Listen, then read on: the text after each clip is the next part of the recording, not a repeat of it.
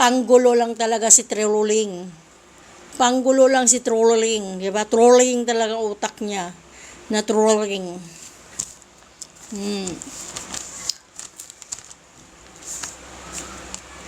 Di ba? Ewan ko ba dito sa mga Quadcom na to. Ngayon may balita na naman ang Quadcom magbigay ng pabuya.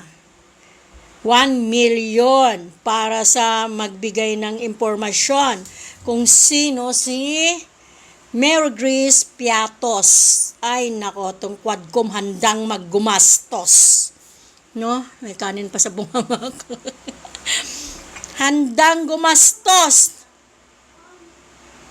Oo, tama ka dyan, Jeffrey. Balik siya sa Silda. Mabalik talaga yan. Mababalik talaga yan si Silda, si Trolelang. Na, nakakaano to si Trolelang pang panira ng mood ni President Duterte. Nandun talaga sa tabi. Pag dilima, yung abogado ba yung isa na si Trolelang. Tapos walang ibang pinakita tulad ng dati, waiver. Gusto niya siya magpa-sign ng waiver kay Duterte. Nag-sign na nga daw si Duterte kasama si Attorney Pamilo noon. At nakita doon sa bangko, bank account ni President Duterte na 16,000 lang laman. At saka ngayon, kung totoo yan kung may katotohanan yan, yun nga sabi ni Duterte, ba't hindi siya kasuhan? Hanggang daldal na lang sila, hanggang paninira lang sila, paninira. Para kasi may iba kasi mga tao makinig, nauuto. Joanna, gabi na! Nauuto. Nakomplete.